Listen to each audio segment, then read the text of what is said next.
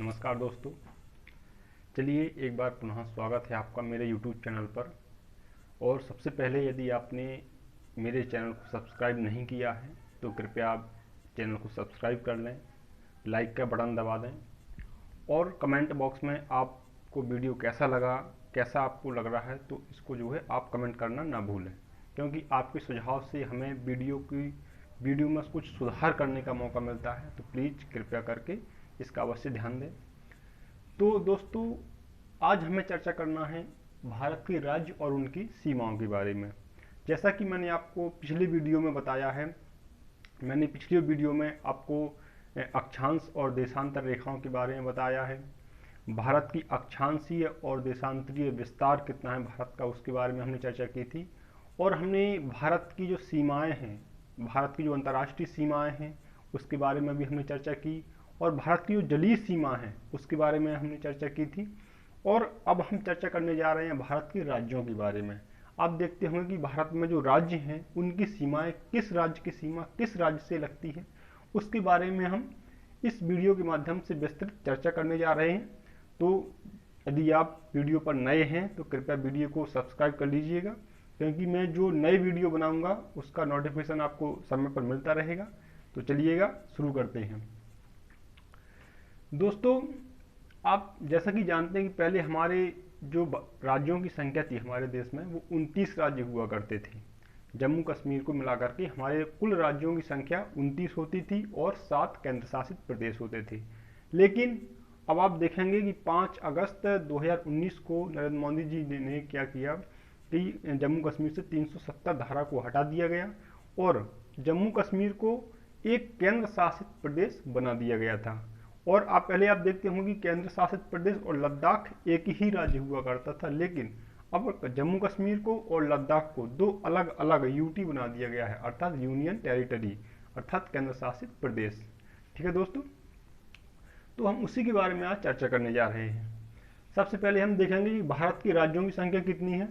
तो वर्तमान में भारत के जो राज्य हैं उनकी संख्या है 28। वर्तमान में भारत में कुल 28 राज्य हैं और 8 केंद्र शासित प्रदेश। कौन कौन से मैं आपको गिनवा रहा हूँ, देखेंगे। सबसे पहले जम्मू कश्मीर। जम्मू कश्मीर पहले पूरा हुआ करता था ये, लेकिन अब जम्मू कश्मीर अलग हो गया है और लद्दाख अलग हो गया है। जम्मू कश्मीर एक अलग केंद्र शासित बन गया है और लद्दाख एक अलग केंद्र शासित प्रदेश बन गया है। ठीक है दोस्तों, तो अगर हम बात करें भारत के राज्यों के बारे में तो पहले हम राज्यों के बारे में चर्चा करेंगे। देखेंगे पहला यहाँ पर पंजाब, हिमाचल, उत्तराखंड, हरियाणा। मैंने यहाँ पर राज्यों के कुछ शॉर्ट नाम लिखे हैं, क्योंकि पूरे फुल नाम लिखना यहाँ थोड़ा संभव नहीं था, इसलिए मैंने शॉर्ट में इनका नाम लिख दिया है, तो आप इसको समझ सकते हैं। तो जैसा कि हमने बताया था, पंजाब, हिमाचल, उत्तराखंड, हरियाणा, उत्तर प्रदेश, राजस्थान, मध्य प्रदेश, गुजरात, महाराष्ट्र, गोवा, कर्नाटक, ये आपका केरल, तमिलनाडु, इसके बाद आपका आंध्र प्रदेश, यहाँ पर आप देखेंगे तेलंगाना, जो 29वां राज्य बनाया गया था, ये तेलंगाना। इसके बाद आपका ये छत्तीसगढ़, उड़ीसा, झारखंड, बिहार, और ये आपका पश्चिम बंगाल। ये देखेंगे आप चिकन नेक की तरह जो है इसका नक्शा, तो ये क्या है, पश्चिम बंगाल है। इसके ऊपर है सिक्किम, मेघालय, असम, अरुणाचल प्रदेश, नागालैंड, मणिपुर और मिजोरम। इस प्रकार से आपके कितने राज्य हो जाते हैं, 28 राज्य। और केंद्र शासित प्रदेशों की अगर हम संख्या गिने तो कितनी हो जाएंगे, सबसे पहले तो दो तो यही हैं, जम्मू कश्मीर, लद्दाख, ये 2 केंद्र शासित प्रदेश हो जाएंगे। इसके बाद आप आएंगे तो यहाँ पर चंडीगढ़। चंडीगढ़ कैसा है, एक केंद्र शासित प्रदेश। चंडीगढ़ एक केंद्र शासित प्रदेश है। इसके बाद देखेंगे आप दिल्ली, दिल्ली भी केंद्र शासित प्रदेश है। इसके बाद आएंगे तो यहाँ पर है आपका दादर एवं नागर हवेली। ठीक है दोस्तों, दादर एवं नागर हवेली और यहाँ पर दमन दीव। अब आप देखेंगे पहले जो 9 थे, लेकिन अब क्या हुआ, दादर, नागर हवेली तथा दमन दीव को एक राज्य का दर्जा मिल गया है। अर्थात पहले दादर नागर हवेली अलग हुआ करता था और जो आपका दमन दीव है वो अलग हुआ करता था। दमन दीव की राजधानी दीव थी और दादर एवं नागर हवेली की जो राजधानी है वो थी सिलवासा। लेकिन अब इन चारों को मिलाकर के क्या हो गया है, एक केंद्र शासित प्रदेश कर दिया गया है। ठीक है दोस्तों, इसके बाद देखेंगे यहाँ पर आप ये आपका पुदुचेरी है। अब आप देखेंगे पुदुचेरी जो है 3 राज्यों में फैला हुआ है। अब आप देखेंगे जो पुदुचेरी ये केंद्र शासित प्रदेश है, ठीक है। और इसको आप देखेंगे 3 राज्यों में फैला हुआ है। कौन कौन सी? जो पुदुचेरी जो है वो 4 जिलों से मिलकर के बना हुआ है। और जो 4 जिले हैं पुदुचेरी के, उसमें से जो पुदुचेरी और कराईकल तमिलनाडु राज्य में है। और जो यनम, पुदुचेरी का जो अगला जिला है तीसरा, वो है यनम जो है वो आंध्र प्रदेश में है। और पुदुचेरी का सबसे छोटा जिला है माहे, वो है आपका केरल में। तो अगर आपसे कोई पूछ दे या आपके पास क्वेश्चन आ जाए कि कौन सा केंद्र शासित प्रदेश 3 राज्यों में विभाजित है या 3 राज्यों में फैला हुआ है, तो आप कह सकते हैं कि जो पुदुचेरी है वो 3 राज्यों में फैला हुआ है। वह पुदुचेरी में 4 जिले आते हैं। सबसे छोटा जिला माहे जो केरल में आता है, दूसरा पुदुचेरी और कराईकल तमिलनाडु में आता है, और यनम आंध्र प्रदेश में आता है। ठीक है दोस्तों, तो पुदुचेरी एक केंद्र शासित प्रदेश है। आगे देखेंगे, अगला है आपका अंडमान तथा निकोबार द्वीप समूह। अब आप अंडमान निकोबार देखेंगे, बंगाल की खाड़ी में स्थित जो द्वीप है अंडमान निकोबार, उसमें 2 द्वीप आते हैं, पहला अंडमान और निकोबार। अंडमान निकोबार हम दोनों को कंबाइंड बोल देते हैं, लेकिन अंडमान अलग है और निकोबार अलग है। देखेंगे अंडमान के अंतर्गत 4 द्वीप आते हैं। पहला उत्तरी द्वीप, देखेंगे मैंने 4 द्वीप यहाँ पर बना दिए हैं। अंडमान निकोबार, अंडमान के अंतर्गत 4 द्वीप आते हैं। पहला उत्तरी द्वीप, इसके बाद मध्य द्वीप, इसके बाद दक्षिणी द्वीप, और सबसे छोटा है लिटिल द्वीप। ठीक है दोस्तों, अंडमान में 4 द्वीप हैं। और निकोबार के अंतर्गत 2 द्वीप आते हैं, कार निकोबार और ग्रेट निकोबार। जो हमारा दक्षिणतम बिंदु है भारत का, वो ग्रेट निकोबार पर है, इंदिरा पॉइंट। ठीक है दोस्तों, मैं पिछले वीडियो में आपको बता चुका हूँ कि सबसे दक्षिण बिंदु के बारे में, और अंडमान निकोबार को भी मैं इन 4 द्वीपों को अच्छी तरह से समझा चुका हूँ पिछले वीडियो में। अगर आप देखना चाहें तो आप पिछले वीडियो में देख लीजिएगा, उसमें सब अच्छी तरह से मैंने विस्तार से बताया है इसके बारे में। इसके बाद आप देखेंगे लक्षद्वीप। अब आप देखेंगे जो हमारे केंद्र शासित प्रदेश हैं, हमारे केंद्र शासित प्रदेशों में सबसे छोटा जो केंद्र शासित प्रदेश है वो कौन सा है? लक्षद्वीप। एक बार क्वेश्चन भी यही आया था कि भारत के जो सबसे छोटे केंद्र शासित प्रदेश हैं, भारत का सबसे छोटा केंद्र शासित प्रदेश कौन सा है? तो आप कहेंगे लक्षद्वीप। ठीक है, इस लक्षद्वीप को लक्काद्वीप भी कहा जाता है। क्या कहा जाता है? लकाद्वीप। लक्षद्वीप को लकाद्वीप भी कहा जाता है। अच्छा, लक्षद्वीप के बारे में एक और इम्पोर्टेंट थिंग्स है। आप देखेंगे कि जो लक्षद्वीप है हमारा केंद्र शासित प्रदेश, यह पूरी तरह से मूंगा निर्मित द्वीप है। अर्थात आपने मूंगा की चट्टानें देखी होंगी।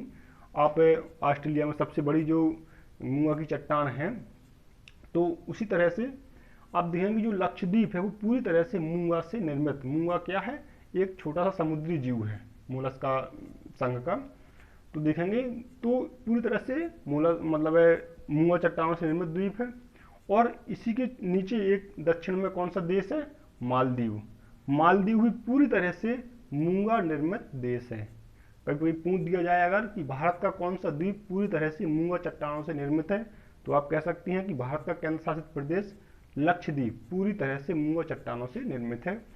और देश पूछ सकता है कि हिंद महासागर का ऐसा कौन सा देश है जो पूरी तरह से मूंगा चट्टानों से निर्मित है, तो आप कह सकते हैं कि मालदीव। ठीक है दोस्तों, अब दूसरा क्वेश्चन कैसा बन सकता है कि भारत के केंद्र शासित प्रदेशों में सबसे बड़ा केंद्र शासित प्रदेश कौन सा है? तो आप कह सकते हैं अंडमान निकोबार द्वीप समूह। ठीक है दोस्तों, भारत का जो सबसे बड़ा केंद्र शासित प्रदेश है वो है आपका अंडमान निकोबार द्वीप समूह। इस अंडमान निकोबार द्वीप समूह को एक और नाम दिया जाता है, जिसे क्या कहते हैं हम? मरकत द्वीप। मरकत अर्थात क्या कहा जाता है? मरकत द्वीप। दोस्तों, अंडमान निकोबार को मरकत द्वीप भी कहते हैं। इसे आप अपने नोट करते जाइएगा। तो इसके बारे में मैंने आपको बताया था, भारतीय राज्य बताए आपको केंद्र शासित। अब मैं आपको बताने जा रहा हूँ भारत की राज्यों की सीमाएं। कौन सा राज्य किस राज्य के साथ सीमा बनाता है? सबसे पहले आप देखेंगे जम्मू कश्मीर। जम्मू कश्मीर किससे सीमा बनाता है? तो देखेंगे यहाँ पर, तो यहाँ पर जो है इस प्रकार से ये क्या है? ये पाकिस्तान है। देखो यहाँ पर पीओके मैंने जो खींच दी है, ये क्या है? ये पीओके है। इस पर पाकिस्तान का कब्जा है। और यहाँ पर क्या है, अक्साई चीन। दोस्तों ये जो है ये अक्साई चीन है, यहाँ पर चीन का कब्जा है, जिसमें जो रेखाएं मैंने खींच दी हैं इस पर इसे अक्साई चीन बोला जाता है, इस पर चीन का कब्जा है। और यहाँ पीओके पाक ऑक्यूपाइड कश्मीर अर्थात पाक अधिकृत कश्मीर, इस पर पाकिस्तान का कब्जा है। ठीक है दोस्तों, जम्मू कश्मीर और यहाँ पर और बता देता हूँ मैं कि इस प्रकार से 106 किलोमीटर की जो सीमा है वो किसकी है,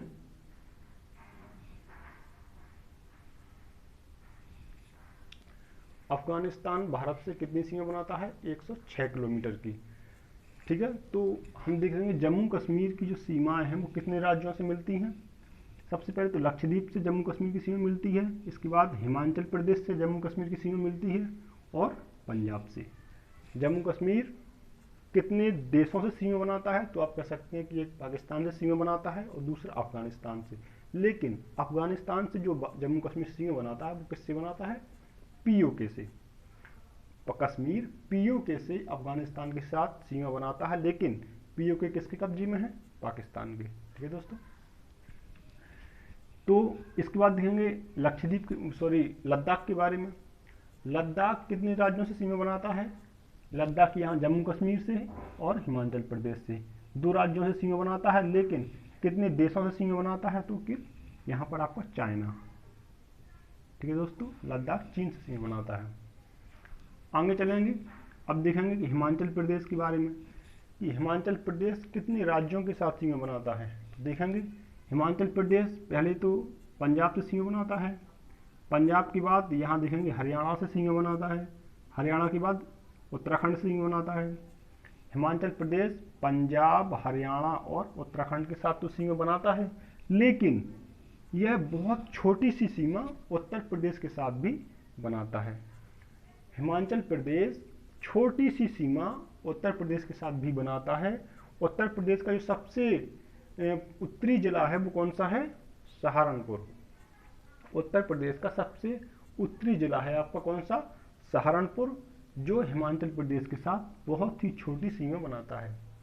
आप देखेंगे कि इस जगह को हम क्या कहते हैं, एक चौराहा बोलते हैं, क्योंकि यहाँ पर 4 बॉर्डर आकर के मिलते हैं। कौन कौन से, अब आप देखेंगे यहाँ से आपका उत्तर प्रदेश आया, यहाँ से उत्तर प्रदेश की सीमा यहाँ पर आती है, यहाँ हिमाचल प्रदेश की आती है, यहाँ से हरियाणा की और यहाँ पर उत्तराखंड की।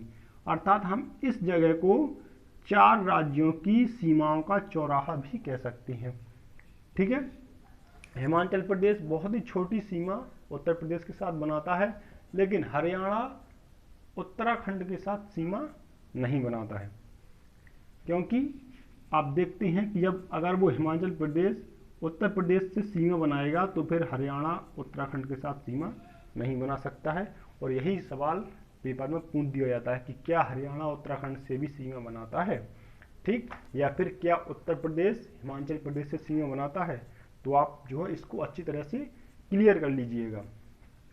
फिर इसके बाद देखेंगे हरियाणा कितने लोगों से सीमा बनाता है, तो हरियाणा यहाँ पर पंजाब, उत्तर प्रदेश, राजस्थान, ठीक है, 1 2 3 राज्यों से सीमा बनाता है। और यहाँ पर हिमाचल प्रदेश से, ठीक है, 4 राज्यों से।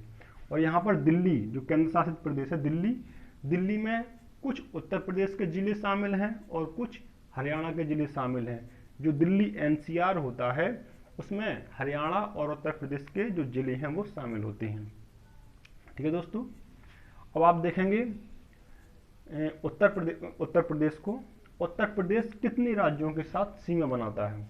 सबसे पहले तो आप देखेंगे उत्तराखंड से सीमा बनाता है, फिर हिमाचल प्रदेश से सीमा बनाता है, फिर हरियाणा से, इसके बाद राजस्थान से, मध्य प्रदेश से, इसके बाद यहाँ आप देखेंगे छत्तीसगढ़ से, फिर झारखंड से, फिर बिहार से।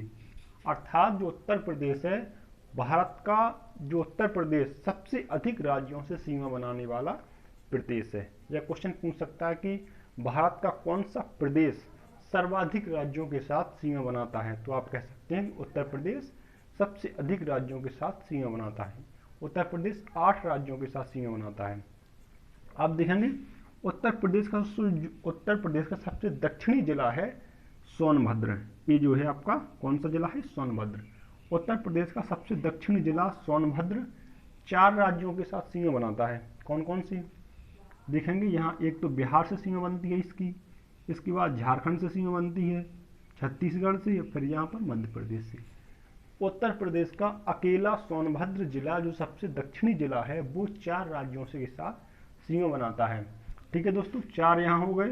इसके बाद राजस्थान 5, हरियाणा 6, इसके बाद आ जाइए आप हिमाचल प्रदेश 7, उत्तराखंड 8।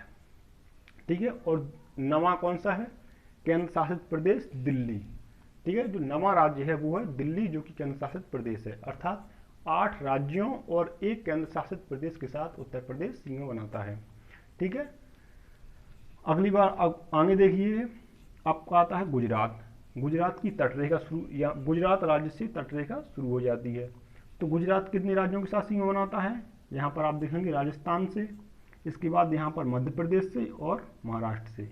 गुजरात केवल 3 राज्यों के साथ सीमा बनाता है, राजस्थान, मध्य प्रदेश और महाराष्ट्र। ठीक है दोस्तों, इसके बाद आगे बढ़ेंगे। इसके बाद पहले हम तटरेखाओं वाले राज्यों को देखेंगे। इसके बाद गुजरात के बाद आता है महाराष्ट्र। महाराष्ट्र कितने राज्यों के साथ सीमा बनाता है, तो आप देखेंगे महाराष्ट्र यहाँ गुजरात से भी सीमा बनाता है, फिर यहाँ मध्य प्रदेश से बनाता है, फिर यहाँ देखेंगे आप गोवा से भी सीमा बनाता है, फिर यहाँ पर एक कर्नाटक, नीचे कर्नाटक है तो एक कर्नाटक से भी सीमा बनाता है। फिर इसके बाद आप देखेंगे कि जो महाराष्ट्र है वो तेलंगाना से भी सीमा बनाता है। छोटी सी सीमा बनाता है किससे, तेलंगाना से। आप यहाँ देखते होंगे छोटी सी सीमा बना रहा है तेलंगाना से। ठीक, तो महाराष्ट्र छोटी सी सीमा तेलंगाना से भी बनाता है। और इसके बाद आगे चलेंगे देखेंगे छत्तीसगढ़, तो जो महाराष्ट्र है वो छत्तीसगढ़ से भी सीमा बनाता है। ठीक है दोस्तों, महाराष्ट्र। इसके बाद आता है गोवा। तो जो भारत का सबसे छोटा राज्य है वो कौन सा है, गोवा। गोवा केवल 2 राज्यों से सीमा बनाता है। कौन कौन सी, एक तो महाराष्ट्र और एक कर्नाटक। ठीक, आगे चलेंगे। कर्नाटक कितने राज्यों से सीमा बनाता है, आप देख सकते हैं महाराष्ट्र, गोवा, इसके बाद केरल, तमिलनाडु, आंध्र प्रदेश और तेलंगाना। कितने हो गए, 1 2 3 4 5 6, अर्थात कर्नाटक 6 राज्यों के साथ सीमा बनाता है। फिर आप देखेंगे केरल को। केरल सिर्फ 2 राज्यों के साथ सीमा बनाता है। कौन कौन, कर्नाटक और तमिलनाडु। ठीक, इसके बाद आप देखेंगे तमिलनाडु को। तमिलनाडु कितने राज्यों के साथ सीमा बनाएगा, ये 3 राज्यों के साथ। कौन कौन, केरल, कर्नाटक और आंध्र प्रदेश। ठीक है, तमिलनाडु 3 राज्यों के साथ सीमा बनाता है, केरल, कर्नाटक और आंध्र प्रदेश। अब आगे देखेंगे आंध्र प्रदेश को। आंध्र प्रदेश कितने राज्यों के साथ सीमा बनाएगा, तो आप देखते होंगे कि यहाँ पर तमिलनाडु है, तमिलनाडु से आंध्र प्रदेश की सीमा बनती है। इसके बाद तमिलनाडु के बाद कर्नाटक, इससे भी सीमा बनाता है। फिर तेलंगाना, जो तेलंगाना है वो आंध्र प्रदेश का ही एक भाग है, क्योंकि आंध्र प्रदेश का बंटवारा करके तेलंगाना 29वां राज्य बना दिया गया था। ठीक है दोस्तों, तो तेलंगाना सीमा बनाता है। इसके बाद आप देखेंगे कि यहाँ पर उड़ीसा भी सीमा बनाता है। आंध्र प्रदेश उड़ीसा से भी सीमा बनाता है। अब आप देखेंगे कभी कभी क्वेश्चन पूछ दिया जाता है कि आंध्र प्रदेश छत्तीसगढ़ से भी सीमा बनाता है क्या, अर्थात क्या आंध्र प्रदेश छत्तीसगढ़ से सीमा बनाता है, तो आप कहेंगे नहीं। क्यों, कि जब तेलंगाना का विभाजन नहीं, अर्थात जब आंध्र प्रदेश का विभाजन नहीं हुआ था तब आंध्र प्रदेश छत्तीसगढ़ से सीमा बनाता था। जब आंध्र प्रदेश का विभाजन नहीं हुआ था तब आंध्र प्रदेश छत्तीसगढ़ के साथ सीमा बनाता था, लेकिन इसका विभाजन करके जब तेलंगाना अलग राज्य बना दिया गया है तो छत्तीसगढ़ सिर्फ तेलंगाना के साथ ही सीमा बनाता है। अब आ जाओ आगे है उड़ीसा। उड़ीसा कितने राज्यों के साथ सीमा बनाएगा, आप देखेंगे उड़ीसा यहाँ पर आंध्र प्रदेश से सीमा बनाता है, इसके बाद छत्तीसगढ़ से सीमा बनाता है, और एक छोटी सी सीमा वो किससे बनाता है, तेलंगाना से। उड़ीसा छोटी सीमा तेलंगाना से भी बनाता है। दोस्तों जो छोटी छोटी सीमा हैं उन्हें आप बहुत अच्छी तरह से देखिएगा, क्योंकि यही छोटी छोटी सीमाएं पूछ दी जाती हैं कि क्या उड़ीसा तेलंगाना से सीमा बनाता है, तो वहाँ आपको देखना पड़ेगा कि ये जो है इस पर छोटी सीमा बनाता है। ऐसे यहाँ पर आपने देखा था कि हरियाणा उत्तराखंड से सीमा बनाता है। अगर हिमाचल प्रदेश और यूपी की सीमा मिलती होगी तो फिर हरियाणा और उत्तराखंड की सीमा तो वैसे ही नहीं मिलेगी। ठीक है। इसी प्रकार से छोटी छोटी सीमाएं क्या करता है, वो पूर्ण देता है। और यहाँ पर देखें कि अब ये क्वेश्चन पूर्ण देता है कि उत्तर प्रदेश हिमाचल से भी सीमा बना सकता है क्या। तो आप देखते हैं कि हिमाचल प्रदेश उत्तर प्रदेश के सहारनपुर जिले से एक छोटी सीमा बनाता है। ठीक है दोस्तों। उड़ीसा की बात आप देखेंगे पश्चिम बंगाल को, तो पश्चिम बंगाल कितने राज्यों के साथ सीमा बनाएगा, यहाँ पर उड़ीसा से बनाता है, झारखंड से, इसके बाद यहाँ बिहार से बनाएगा, यहाँ पर सिक्किम से, और फिर यहाँ पर आपका असम से। ठीक है दोस्तों। इसके बाद असम एक हो गया, 1 2 3 4 और 5, अर्थात 5 राज्यों के साथ पश्चिम बंगाल भी सीमा बनाता है। अब पश्चिम बंगाल के बारे में एक छोटी सी जानकारी और हम देखेंगे। ये कौन सा देश है, यहाँ पर नेपाल। कभी कभी पूछ दिया जाता है कि क्या पश्चिम बंगाल नेपाल के साथ सीमा बनाता है, तो आप कहेंगे यस, क्योंकि पश्चिम बंगाल के साथ जो पश्चिम बंगाल है वो छोटी सी सीमा नेपाल के साथ भी बनाता है। ठीक है दोस्तों। तो पश्चिम बंगाल छोटी सीमा नेपाल के साथ भी बनाता है, यहाँ पर सिक्किम के साथ बनाता है और यहाँ असम के साथ बनाता है। ठीक है। अब आप देखेंगे आगे बिहार को, तो बिहार जो है कितने राज्यों के साथ सीमा बनाएगा, एक तो उत्तर प्रदेश से बनाता है, दूसरा झारखंड से और तीसरा पश्चिम बंगाल से। ठीक है। अच्छा, बिहार सिक्किम के साथ सीमा नहीं बनाता है, इसको आप ध्यान रखेंगे। ठीक है। आगे आप देखेंगे छत्तीसगढ़ को, सॉरी बिहार के बाद झारखंड को देखेंगे। झारखंड कितने राज्यों से बनाएगा, यहाँ बिहार से बनाता है, यहाँ उत्तर प्रदेश से। देखेंगे उत्तर प्रदेश में सोनभद्र से बनाता है जिला, सोनभद्र जिले से छोटी सीमा बनाता है झारखंड। ठीक, तो बिहार एक हो गया, उत्तर प्रदेश, इसके बाद छत्तीसगढ़ और उड़ीसा। ठीक है दोस्तों। तो झारखंड की सीमा हो गई। इसके बाद छत्तीसगढ़ की सीमा देखेंगे। छत्तीसगढ़ एमपी अर्थात मध्य प्रदेश से भी सीमा बनाता है, यहाँ ऊपर उत्तर प्रदेश से भी सीमा बनाता है, इसके बाद महाराष्ट्र से, यहाँ तेलंगाना से और यहाँ उड़ीसा से। ठीक है दोस्तों। छत्तीसगढ़ की सीमा हो गई। इसके बाद हम देखेंगे जो यहाँ पर इतने राज्य हैं आपके ए वाले, जो यहाँ से इतने राज्य हैं, इनको 7 सिस्टर्स स्टेट कहा जाता है, अर्थात 7 बहनों, क्योंकि 7 राज्य हैं अर्थात इनको 7 बहनें कहा जाता है, 7 सिस्टर्स स्टेट। ठीक है दोस्तों। इनको 7 सिस्टर्स स्टेट कहा जाता है, जिसमें कौन कौन से राज्य आते हैं, आपका अरुणाचल प्रदेश, असम, मेघालय, त्रिपुरा, मिजोरम, मणिपुर और नागालैंड। ठीक है। 1 2 3 4 5 6 और 7। ठीक है। कभी कभी पूछ दिया जाता है कि क्या 7 सिस्टर्स स्टेट में सिक्किम भी आता है, तो नहीं आता है। ठीक है। सिक्किम 7 सिस्टर स्टेट में नहीं आता है। ठीक है दोस्तों। तो आप देखेंगे अब हम 7 सिस्टर स्टेट को समझेंगे।